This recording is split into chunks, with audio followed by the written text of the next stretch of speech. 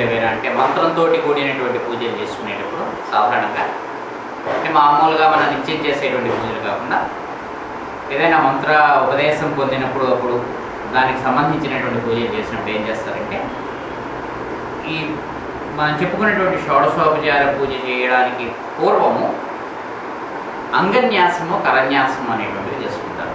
సాధారణంగా మామూలుగా మనకి లలిత పూజల్లోని వాటిల్లోనూ కూడా అంగన్యాసం కరన్యాసం అనేటువంటివి ఉంటాయి. కొన్ని చోట్ల ఏం చేస్తారంటే ఆ పుస్తకాల్లో అంగన్యాసం కరన్యాసం కుర్యా అని చెప్పి చేయవలను అని చెప్పి రాసి వదిలేస్తారు. ఏం చేయాలి అనేటువంటిది చెప్పుకుంటాం. ఈ న్యాసము అనేటువంటిది ఏమిటంటే ఈ అంగన్యాసము లేదా కరన్యాసము అనేటువంటిది సాధారణంగా వాళ్ళు చేస్తున్నటువంటి మంత్రం ఏదైతే ఉంటుందో ఆ మంత్రములో ఉండేటువంటి బీజాక్షరములు ఏవైతే ఉంటాయో ఆ బీజాక్షరములతో పాటుగా ఆ మంత్రాన్ని వాళ్ళ యొక్క శరీరం మీద ఆవాహన చేసుకుంటారు అంగన్యాసంలో.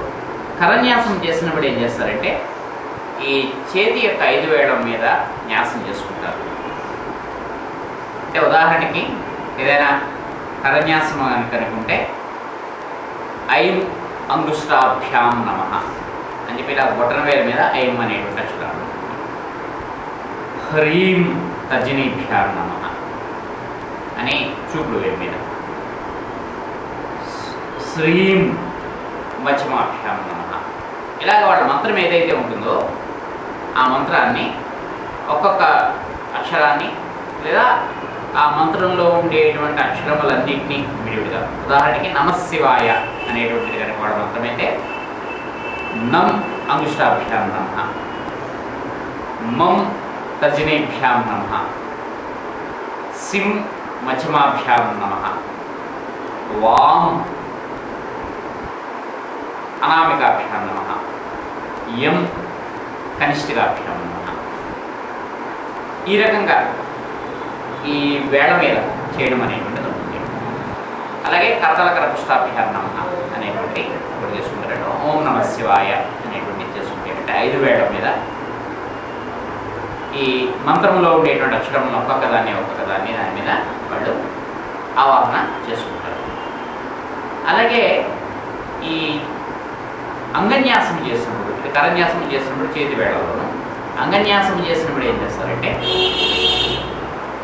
శిరస్సు మీద అంటే ఈ మూర్ధము మీద ఈ కనుబొమ్మల మధ్యలోను, హృదయంలోను, ఈ శరీరంలో పాదాల్లో వీటిలో మొత్తం 5 స్థానాలు శరీరంలో ఉండేటువంటి వాటిలో ఈ అంగన్యాసం అనేటువంటి దాన్ని చేసుకుంటారు.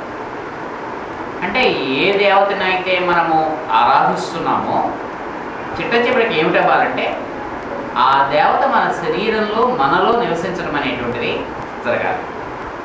అంటే మనలో ఉండడం అనేటువంటిది ఆ దేవత అవ్వాలి.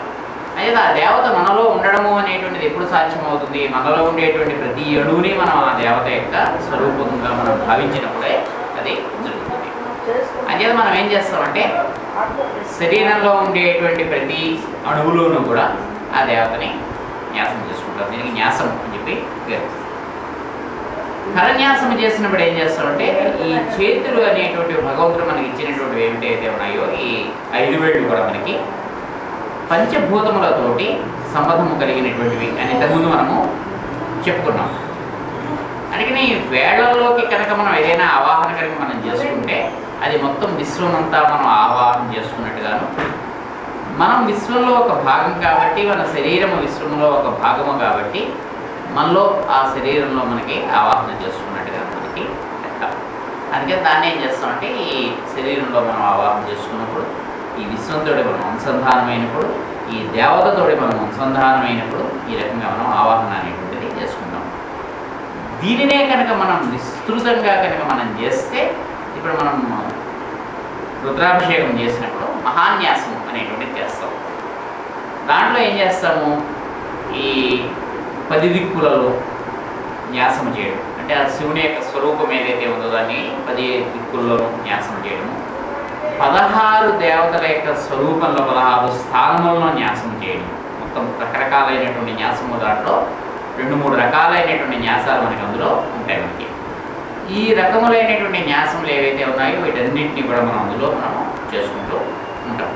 అంటే దాన్ని మహాన్యాసం అని చెప్పి చెప్తాం. అంటే మన చుట్టూ ఉండేటువంటి ఈ విశ్వం అంతా కూడా శివుని యొక్క స్వరూపముగా, మనము శివుని యొక్క స్వరూపముగా ఈ రకంగా మనము న్యాసం చేయడం అనేటువంటిది జరుగుతూ ఉంటుంది. ఇది మనకి మొత్తం ఈ న్యాసము అనేటువంటి విద్య ఏదైతే ఉంటుందో ఆ విద్యకు సంబంధించినటువంటి రహస్యం. అంటే మనకి ఈ అంగన్యాసము, కరన్యాసము అనేటువంటివి ప్రతి మంత్రమునకు సంబంధించినటువంటి పూజా విధానంలో కూడా చాలా ముఖ్యమైనటువంటి. అయితే నిత్య పూజ మనం చేసుకునేటప్పుడు ఏంటంటే ప్రత్యేకంగా మనం ఏదో ఒక మంత్రాన్ని మాత్రమే మనం చేయడము అనేటువంటిది ఉండదు కాబట్టి మనం ప్రత్యేకంగా ఈ అంగన్యాసము, కరన్యాసము అనేటువంటిది మనము చేయము. అయితే మనకి మంత్రోపదేశం కనుక ఏదైనా ఉండి ఆ మంత్రాన్ని కూడా మనం పూజ చేసుకుంటూ మధ్యలో కనుక మనం ధ్యానం కనుక చేసుకుంటూ ఉంటే అప్పుడు మనం ఏం చేయాలంటే ఆ మంత్రాన్ని మనం జపం చేసుకునే ముందు దానికి సంబంధించినటువంటి ఆ అంగన్యాస, కరన్యాసములు ఏవైతే ఉంటాయో వాటిని మనము చేసుకుంటాం. అంచేత ఈ అంగన్యాస, కరన్యాసములు అనేటువంటి వాటి ద్వారా మనకి ఈ మంత్రముతో సంబంధించినటువంటి పూజ మనం చేసుకునేటప్పుడు ఆ పూర్తి అయినటువంటి ఫలితం మనకి దాంట్లో వస్తుంది. అంటే ఇది మనం నిత్య పూజతో మాత్రము సంబంధించినటువంటిది కాదు. అంటే ఈ మంత్రముతో సంబంధించినటువంటి పూజ మనం చేసుకునేటువంటి క్రమంగా ఏం చేస్తామంటే అసలు ప్రతి మంత్రానికి కూడా ఒక ఋషి ఉంటారు. అంటే ఆ మంత్రాన్ని మొట్టమొదట అసలు ఏ ఋషి అయితే దర్శించి మనకి ప్రసాదించారో ఆయన ఆ మంత్రం యొక్క ఋషిగా మనకి పెట్టారు.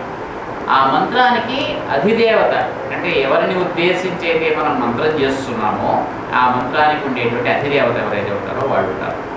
తర్వాత ప్రతి మంత్రము కూడా ఏదో ఒక ఛందస్సుతో ఇమిడి ఉంటుంది. చిన్నదైనా సరే మంత్రము ఆ శ్లోకముగా ఉన్నా సరే దానికి ఒక ఛందస్సు అనేటువంటిది ఉంటుంది. ఆ ఛందస్సు దేనికి సంబంధించినటువంటిది అంటే దానికి సంబంధించినటువంటి ధ్యాన శ్లోకములు కానీ లేకపోతే కవచము కానీ ఇటువంటివి కానీ ఏవైతే ఉన్నాయో ఇవన్నీ మనము దేంట్లో అయితే ఉన్నాయి అనేటువంటివి ఏ ఛందస్సులో అయితే ఉన్నాయో ఆ ఛందస్సు ఏదైతే ఉంటుందో ఆ ఛందస్సు కూడా మనము చెప్పుకుంటాం. ఇవి కాక శక్తి, బీజము, కీలకము అనేటువంటి వాటిని కూడా మనం చెప్పుకుంటాం. ఈ విష్ణు సహస్రనామం కానీ మనం ఏదైనా కనుక మనం చదువుతున్నప్పుడు మనకి ఆ ముందు సహస్రనామం ప్రారంభం అవ్వడానికి పూర్వం ఉండేటువంటిది చాలా పెద్ద పూర్వాంగం ఉంటుంది. దాంట్లో ఇవన్నీ కూడా చెప్తారు. అంటే ఏ శ్లోకము దీంట్లో బీజముగా పనిచేస్తుందో, ఏ శ్లోకము దీంట్లో శక్తిగా పనిచేస్తుందో, ఏ శ్లోకము దీంట్లో కీలకముగా పనిచేస్తుందో ఆ విషయాలన్నీ కూడా అందులో వర్ణిస్తారు. అంటే ఈ సహస్రనామ స్తోత్రం మొత్తం ఒక మంత్రస్వరూపంగా మనం స్వీకరించి దాంట్లో మనం అర్థంగా చేస్తాం. అలా కాక విడిగా ఉండేటువంటివి ఏవైనా కనుక మనకు ఉంటే కనుక వాటిల్లో మనం ఏం చేస్తామంటే ప్రత్యేకంగా ఒక బీజాక్షరము కానీ ఆ సంపుటీకరించినటువంటి ఆ మంత్రం ఏదైతే ఉందో దాంట్లో ఒక భాగము కానీ దాంట్లో బీజము కింద మనం చెప్తాం, శక్తి కింద మనం చెప్తాం, దాంట్లో ఉండేటువంటి కీలకం కింద చెప్తాం. అంటే ఇవన్నీ కనుక మనం అర్థం చేసుకుని కనుక ఏదైనా మంత్రాన్ని కనుక మనం జపం చేస్తే ఏమిటవుతుందంటే ఆ మంత్రంలో ఉండేటువంటి అంటే దాంట్లో నిగూఢముగా దాంట్లో ఉండేటువంటి శక్తి ఏదైతే ఉందో అది మనకి వస్తుంది. అంచేత నిత్య పూజతో పాటుగా ఇటువంటివి మనం చేసుకునేటప్పుడు ఎప్పుడైనా సరే అంగన్యాసము, కరన్యాసము అనేటువంటి వాటిని మనము చేసుకోవడం అనేటువంటి ఉంటుంది. దీంట్లో అనేక రకములైనటువంటి న్యాసములు ఉంటాయి. నిజానికి మనం చేసుకునేటువంటి అంగన్యాసము, కరన్యాసము అనేటువంటివి చాలా సరళంగా ఉండేటువంటి ఒక పద్ధతి కింద మనకి లెక్క. మనకి ఎప్పుడైనా మనం దేవి సప్తశతి కనుక మనం చెప్పుకుంటే 7 రోజుల్లో మనం దసరా సమయంలో కుదరకపోయినా కానీ లేకపోతే చైత్ర మాసంలో అయినా సరే మనం వీలైతే మనం ఉగాది నుంచి ఒక వారం రోజులు మనం కనుక ఈ సప్తశతి పారాయణ అనేటువంటి